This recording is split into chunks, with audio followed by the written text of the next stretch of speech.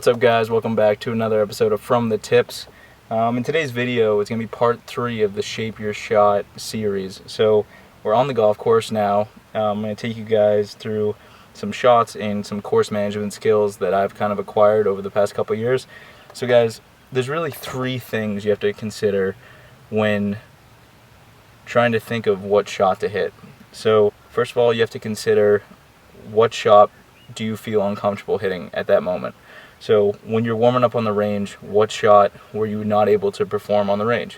So you can already eliminate that one. If it's just a day like today where I'm kind of just taking it easy on the golf course, I didn't really hit too many balls on the range, I'm just going to leave every kind of shot on the table. So I'm going to be able to try to hit every single type of shot. The second thing you have to think about is wind. So wind is a huge factor. And I'm going to show you kind of when we're downwind and when we're into the wind, how not all types of wind are created equal. Downwind affects the ball way differently than into the wind. And then the third thing you have to think about is elevation. So that's both elevation of where you're hitting from and elevation of the green, because how a green is in relationship to your elevation is going to determine how you want the ball to descend into the green. So for instance, if a green's way higher than you, and if you hit a low shot, the ball's going to come in at a very shallow angle of descent, so the ball's going to have no chance of stopping. You really need to get that ball elevated and have it land down onto the green in order to have any chance of stopping it. So those 3 things, guys, and let's just get out into the course and hit some shots. Alright guys, so we're here on number 2, the tee box. It's a par 3, it's measuring 184, and we're going to have wind coming off of the right, and it's going to be a little bit downwind as well. So immediately it looks like the pin's going to be kind of middle right. I'm thinking fade. So the reason being is you want to hit the fade into the wind, kind of straighten out the ball flight a little bit. If you were to try to play a draw, the wind would just take way too much into account and you'd end up pulling it off into that left hand side. So I'm going to hit a fade. I know I'm not going to overfade it into the water, so I'm going to aim just a little bit left of the flag, fade it into the wind, and hopefully get it somewhere close.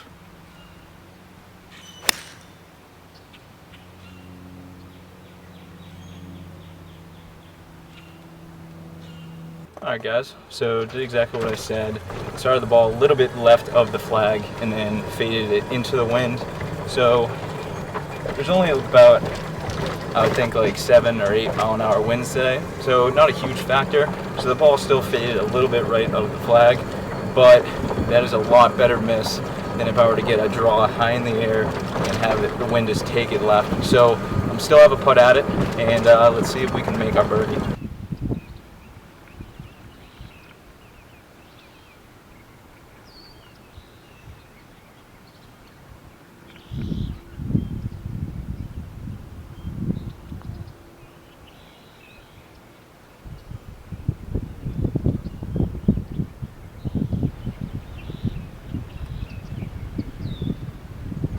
Alright guys, so next hole, it's running perpendicular to the hole we just played, number 2. And this one's going to have wind kind of in our face and from the right hand side. So there's going to be out of bounds left and water right. So it's a pretty tight hole. And honestly, anytime there's wind in my face and I'm not forced to use my driver, I'm usually going to opt out of it. So here I'm going to hit my 4-wood, just right down the fairway. It's only 330 yards, so we'll still have a short iron in. And I'm going to try to play a nice low fade. So try to keep it out of the wind, but have the ball working away from out of bounds. Anytime there's out of bounds on the hole, you want the ball working away from it.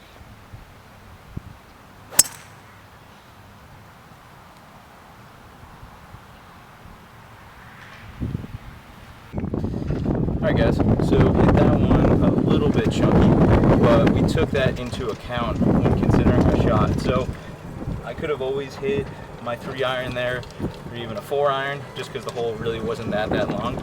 So I decided to hit 4-wood, is the club I felt like I could control with the best accuracy, as well as still getting the ball down the fairway. So we played the fade, hit it a little chunky, but still left center of the fairway, so can't complain about that. Alright guys, so we got 106 left. We still got wind in our face and off from the right. So this shot, I'm going to have ball below my feet, so the ball's going to want to curve a little bit right. So Since it's downhill a little bit, I don't think the wind's going to be affecting it too much. Plus, I have a short pin, so pin's up front, so there's really no room to miss it long. It's kind of up front and to the right.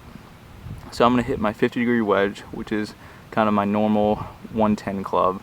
Hit that and aim left of the flag. There's a lot more green to work with over there, and hopefully this lie allows me to kind of work the ball in from the left.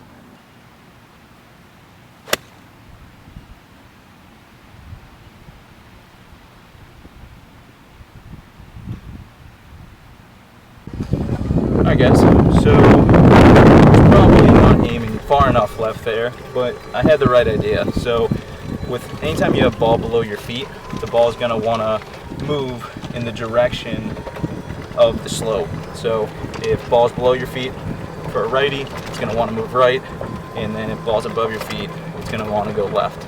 So probably didn't give it quite enough, but I had the right club, so I ended up being, let's see where I am. So I ended up being pin high, just right here in the rough. Gonna have a little putt up the hill.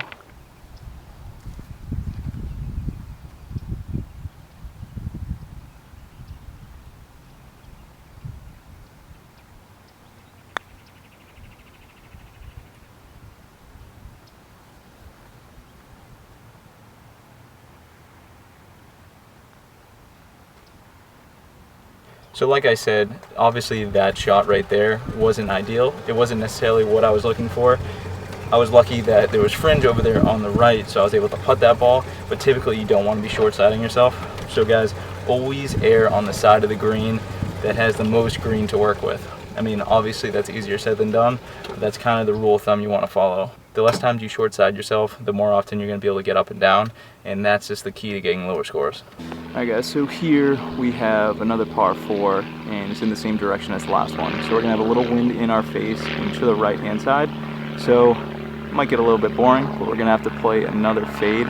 So you're going to have some OB left, and then you have water way deep right. So in this wind condition, I don't think I'm going to be able to get my driver there. So I'm going to swing free with my driver, hit a fade, try to aim for those bunkers kind of right up there, so right on the right edge of those bunkers, and then have it fade back in. So let's see if I can put it down there deep.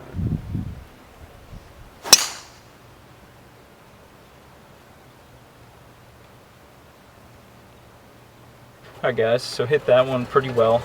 Did exactly what I said, so nice high fade, starting out over those bunkers, fading it back to the middle of the fairway. Wind kind of held it up in the air. It was perfect, so really happy about that one. Alright guys, so we drove back to number 1 on this shot, and the reason is I want to show you guys kind of when a situation occurs where you need to get the ball high in the air and land it with like a steep angle of descent onto the green. So for this one, we have about 100 yards, and the pin is in the middle, but this is a very narrow green. So up here, I'll show you. Get on the flag. So the flag is going to be in the middle there, but it's more towards the back. So you have about 3 yards before you get to the pin, and then after the pin you have about 1 yard before you get into the rough. So for this situation, you need to hit a high shot. Reason being, if you were to hit a normal wedge, especially hitting out of rough, you're not going to be able to get enough spin to hold the green. So I'm going to hit a 54-degree wedge, open the face, put it in the front of my stance, loft it up there, and hopefully land it somewhere close.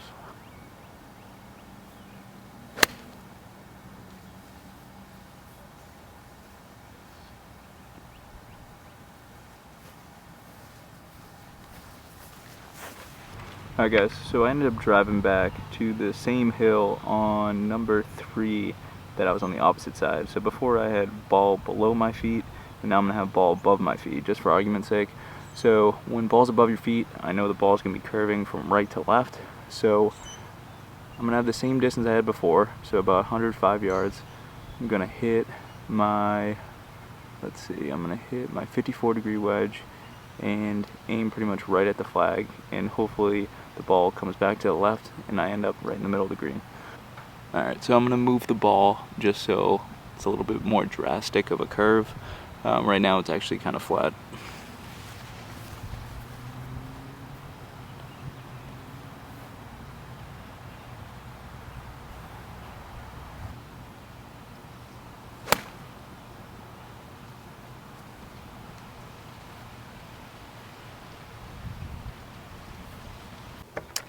Alright guys, so walking up to the green. This one ended up absolutely perfect.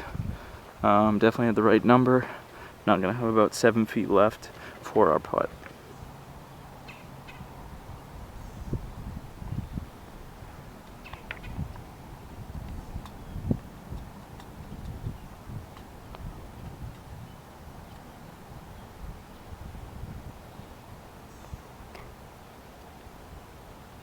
Alright guys, so pace of play is getting incredibly slow, and honestly there's really nowhere on the golf course for me to kind of go.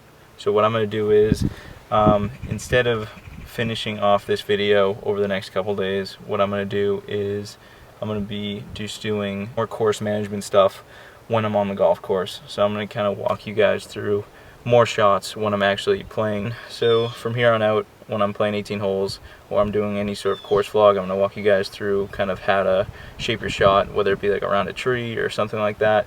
So that's going to be it for today's video, guys. If you guys like the content, please hit that like button, please hit that subscribe button, and please hit that bell notification icon so you don't miss out on any of my new videos. Until next time, guys, peace.